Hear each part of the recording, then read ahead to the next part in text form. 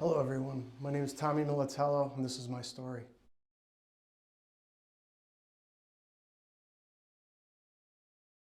This is going to be probably one of the most powerful testimonies, stories you've ever heard in your life, and I ask you to share this with as many people as possible as well, if it changes your life, so we can help change others as well.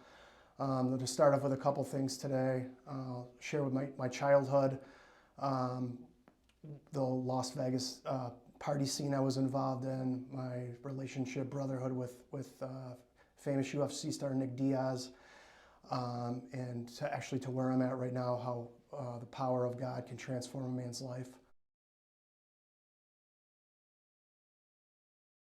Start off with my childhood. My childhood was anything less than easy. My parents were divorced when I was young, so life was pretty hard. My mom didn't have much. We moved around quite a bit. She was a cleaner. As any young kid, a young boy, I would get in trouble. It wasn't very easy. My teen years, getting a little trouble. And then I was very close to my mom, and then one day, reality hit, something that I've never have imagined. And just several weeks before, she laid on the couch and told me that she thought she was going to die. And a couple weeks later, I was getting ready for school as any other normal day. I get ready, I go to school. I missed the bus. I went to the bus stop. I missed the bus that day. I came back home, and she said, "You have to go to school that day. You have to go." And I said, "No, just let me stay home today. Just let me stay home. I don't want to go to school." "No, you have to go." And she told me, you have to go to school. So we got an argument, and I called her some bad names, and she said, "You're going to regret that." And I did regret that. I sure did. So when I came home from school that day, I found out my mother was in the hospital, and I didn't know what was going on. And we go to the hospital, and my family's all in the room. And the doctor comes out and says, "You can go in." I go in to see my mother. She's hooked up to machines. And I didn't really understand what was happening. And a little while later, the doctor came out and said, there's no hope. It doesn't look good. My mother had a brain aneurysm that day. So out of all the days, that had to happen, it was pretty much over for her. She was in intensive care for a couple of weeks, and it didn't look good. I was staying with family, and a couple weeks later, I had to kind of go back to school and still, live my life. My uncle drops me off from school, and the day he dropped me off, I had a gut feeling in my stomach that I had to get to the hospital. So I skipped school, jumped on the bus, I went to the hospital, and that was the day she died. So it was tough. It was tough. I was punching the wall, and I asked God, why? Why did you take my mother? Why did this happen to me? After that, life was very hard. I started drinking at a very young age. I went to go live with my dad, and I was on my own very young, approximately 16 years old. Got through the next couple of years, and it wasn't easy. And I'll fast forward till I was around 19. My relationship with my father wasn't very good. And around 19, we started talking again. Our relationship started to get better. He had a repair shop and dealership. And he says, "Why don't you come sell cars for me?" So I said, "Okay, I'll give it a try." And I was very good. I was a natural, and it worked out. I was doing really well in life. And then my 20s, I would start to see, like Las Vegas, I would start to see it on TV, and I was very intrigued by like the party scene, the whole nightlife scene in Las Vegas. And I really want to go out there. I want to go out to Las Vegas. And still selling cars for my dad, and then I actually ended up working at some bigger dealerships, and I did very well. I was like a natural in the car business. And I decided I'm going to go out to Las Vegas, and I'm going to sell cars out there. I'm going to do really well. And I came out to Las Vegas, got in the car business, but I was always intrigued by the nightlife scene. I like to party, I like to drink, I like to go out and meet girls, and I eventually ended up meeting some connected guys in the nightlife scene. Became a successful VIP host, and built up a business, and ended up being very successful. I lived this life that a young kid from Buffalo, New York, who would only have imagined that I driving a BMW and I have all this money, I have all these women, and I made a lot of money, and I'm living a life that I never could have imagined, and it was definitely all new to me.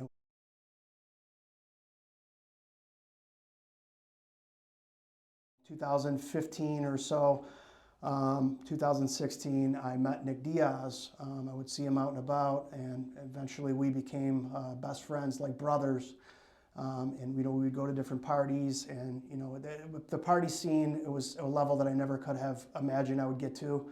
I was started off in my life as going out and drinking a little bit, and I'd be home at 4 in the morning, and eventually it exploded to a level that I never could have imagined. I was doing cocaine, liquid G, ketamine, Molly, ecstasy, mixing things together, which you're not supposed to even do that. You could die immediately mixing things together.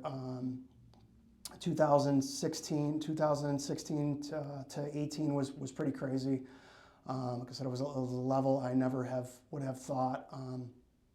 2018, I was sitting at a bar in Las Vegas with Nick. Two people walked through the casino. They came up to us. They asked us if I was interested in going down to Louisiana with Nick and booking a deal. So I was like Nick Diaz's basically right-hand man. So I called the lady a couple of days later. I booked a deal. We ended up going out there. We flew out there about a month later. We ended up in Louisiana. They put us up in a suite. And we went doing this seminar and event, Nick did, and the night of the fight, there was a judge that was sitting next to us, a judge in the event. He asked us if we wanted to go party afterwards to a bar there. So, of course, we're all in. There's going to be women, there's going to be alcohol, anything we wanted. So we're in the bar, and he's at the back bar that night. I'll never forget the night like it was yesterday. He's talking to a bartender, and then this man says, "Hey, I'm going to go to the other side of Louisiana, and why don't you roll with me? And we're gonna head over there in a little bit." So we say, "Sure, we're down to go. We're going to party all night." So the bartender, for some reason, she says, "I don't.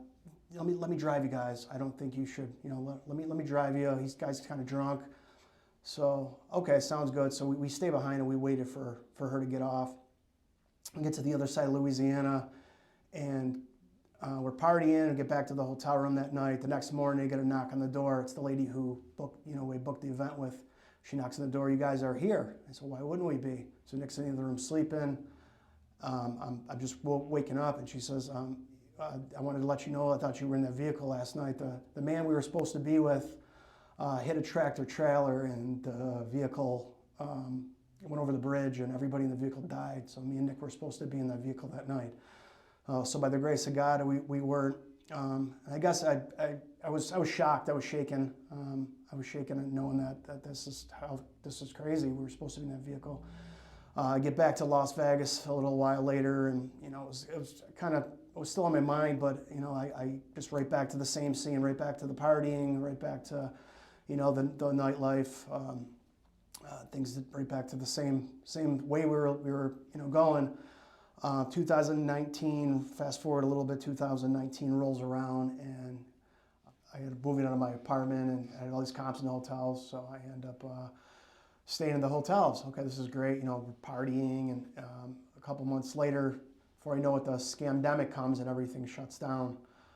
So I'm not really sure what to do now, so ended up partying got worse. People were having house parties now, so it would end up being more drugs, more alcohol for days on end. It was it was all we did. So there was nothing else to do. It was drinking, gambling, or drinking drugs, and the party continued. Things opened back up eventually.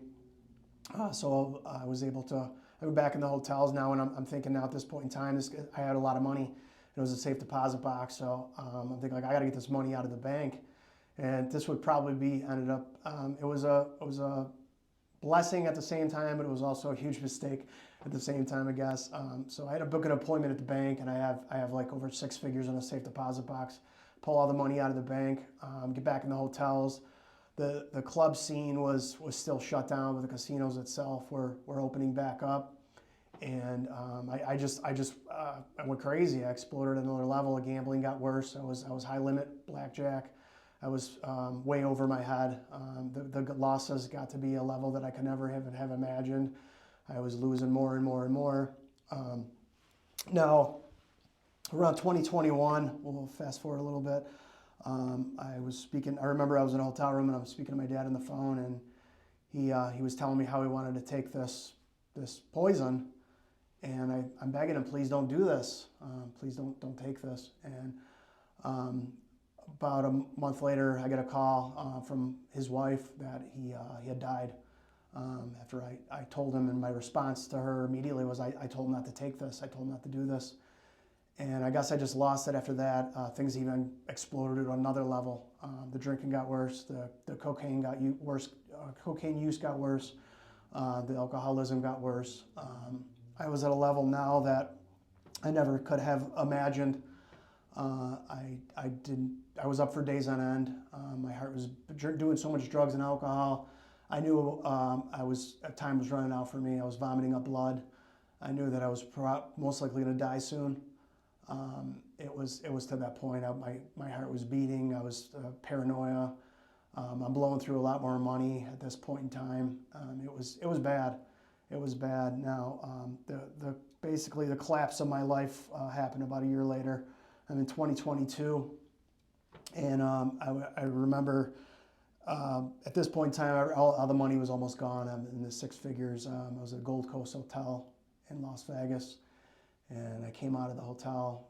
I lost everything. I was down to nothing. I like, when I mean broke, I didn't have money to eat. I didn't even have $20 in my pocket. After I lost everything, I was drugged out of my mind and drunk, and I went to the back of the car and fell asleep, and I didn't know what I was going to do. I was asking a couple people to borrow money. That's how bad it was. The addiction had taken over my life. The demons had chains wrapped around me. It was pretty much over for me. After I sobered up the next day, I realized that I needed to do something. I didn't know what I was going to do. I was now broke. I didn't have money to eat. I'm driving in the car, and for some reason, this gospel song came on the radio, and I started crying. I cried out. I said, "Please, God, help me. I don't know what I'm going to do." And I ended up pawning a ring. I ended up that I had, and I ended up selling the car. I had to get some money, hustled up a little bit. Club scene was opening up at this point too. Was open back up. I was hustling a little bit and making some deals, and I ended up getting I remember selling the car. I met the guy. I still have some comps, and I have like a couple $1,000s to my name, and right back in the trap I fall. I walk in a hotel that night. I'm back on drugs, back on all drinking, and I remember walking in the high limit room, and I said, I'm going to just go crazy. I shoot a few $100s. I lose a couple of hands in a row, and I decided, you know what, I don't even care. I'm drunk out of my mind. I shot it all, everything I had, and I ended up winning the hand. Had I lost that hand, now I'm on the street homeless. Now I have no food, no nothing. So I win the hand, and I got out of there, and I'm still, I'm still doing drugs. I'm still drinking, but I take a step back and I realize like I'm in big trouble.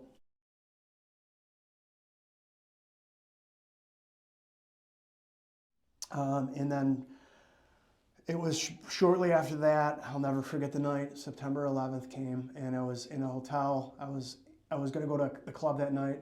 I was sitting in a machine, and I still had money, and I was gambling again, and something told me I just left there. I went back to this hotel room. I was doing a lot of cocaine. My heart was beating real fast. I was looking out the door. I'm like, this is, I closed my eyes that night, this night, and said, I'm gonna die tonight. This is over, or I'm gonna die real soon. I just knew it was gonna end.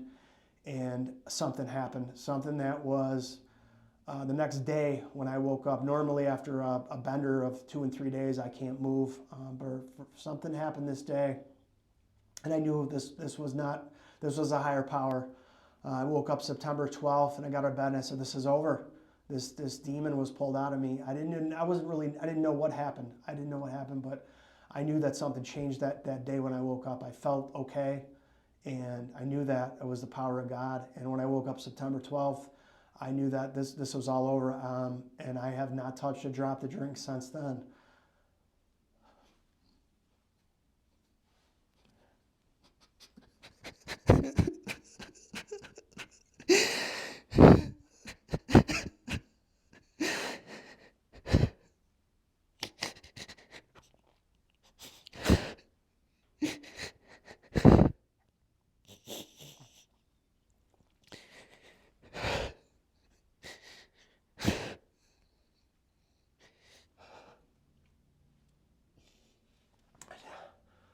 I knew that something changed my life. It, I was still gambling after that, and it changed too. I was gambling sober. I was losing a little bit of money, and Thanksgiving Day was over for gambling, and things were getting better in my life. After that, I met Troy on Las Vegas Boulevard. He was preaching. I was walking around. I was kind of in a trance still in my life, and I was very drawn to him. I heard him preaching, and God pulled me back, and gave Troy my Instagram or phone number, and he reached out to me after, and I was out of the hotels. I got out of the hotels. I knew I had to get away from the scene. I had to get away from the drinking, the drugs, everything. Where it was just a matter of time before I fell right back in the trap. So I was able to get out of the hotels and find a small place. And Troy contacted me, and we met up for dinner. And he said, you need to be baptized. So December 2023, I met up with Troy again, and he baptized me that day. And I remember the feeling going through me that something was changing in my body, in my life, and it's just been an amazing journey for me since then. It's a powerful story to know that no matter what you're going through in this life, you can overcome it with God. Anything you're going through, drugs, alcoholism, sleeping with a boyfriend, girlfriend, it's not worth it. It's not worth it. The power of God can change anyone. I'm a living proof. I'm a living, walking, talking miracle. I know that I should be dead right now, and to share this story with people, to know that, please let this resonate in your mind. And then there's a girl I knew too, or I met, and she called me one day, and she was drinking the night before, and I called Troy and asked him to come over and help this girl. I'll never forget this day. This just shows you that, whether people believe it or not, demons are real, and the power of God. And me and Troy went over to the girl's house, and he was talking to her, and I remember the whole room got so hot. It was so hot, very hot. And just after he was speaking with her, she started to kind of gasp for air, and something was happening. And I watched him with my own eyes, cast a demon out of a girl, and baptized her after that. I never thought I'd see anything like this in my life. They are real. Demons are real. I witnessed it firsthand. And when you're drinking and doing drugs and you're living a life not of God, they're looking for weak vessels to enter. And I'll never forget what I seen. And I also seen something like that in a hotel room after I was doing drugs one night. I remember I was sober at the time. I got out of the bathtub. I was laying in the bed, and I seen this white, it was like a ghost, start coming toward me, and I didn't know what to do. And I mentioned the name Jesus. This thing moved and turned and was gone after that. So demons are real, and I can tell you that, and from what I've been through, that please, everyone, change your ways. Time's running out. This world is disintegrating. And the Bible says, take heed no man deceive you. And so many in these days are in the trap of deception. They've fallen in the trap, and they're focused on the world and what the world can do for them. And living the life I lived, I went through it. I had money, I had women. I lived a life of being Nick Diaz's best friend, the party scene. I mean, hung out with celebrities. I did all that. It's not anything I'm proud of. All the women I slept with, I made soul ties. I didn't know what I was doing, and I'm still battling today through these things. I regret the things I did. Sleeping with all these women. People say, you're the man, look at you. I'm not the man. I'm not proud of my past whatsoever. And there's nothing to be proud of. Now, actually, I pray for a wife. I pray to the Lord every day that I'll find my soulmate, that great woman will come into my life. I strongly just tell everyone today, please heed this warning, that just trust in God, don't trust in man.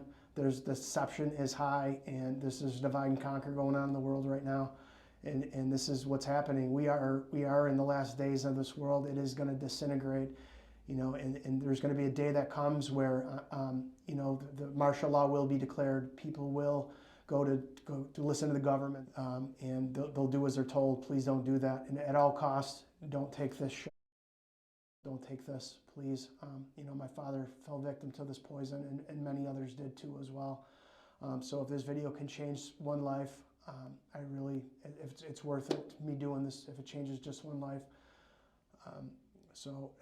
It is, the Bible's unfolding before our very own eyes, and I know people are going to see this video that are non-believers, and they're going to say there is no God, this is science, it's not, Jesus is powerful, demons are real, and again, I'm living, walking, talking a miracle, knowing that I should be dead right now. And there was business deals that were in the works. Had one of these business deals had gone through, I wouldn't be where I'm sitting at right now. So that I can show you that God works in ways, and that by the power of God, these deals didn't go through. Had they went through, I would most likely be dead right now. I would have the drugs and alcohol would have been worse. The addictions would have got worse, and they would have eventually found me dead in a hotel room. I even said it to myself. I know they're going to find me dead one of these days. It's just a matter of time. That's my story, and I just want to thank you all for watching this testimony.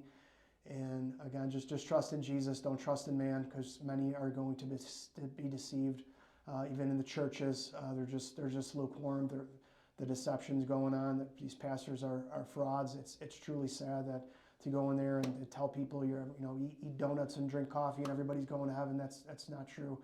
It's just a lot of deception. So please use some discernment. Please use some common sense, and just trust in the Lord and seek to Jesus no matter what you're going through. I love you all. Thank you.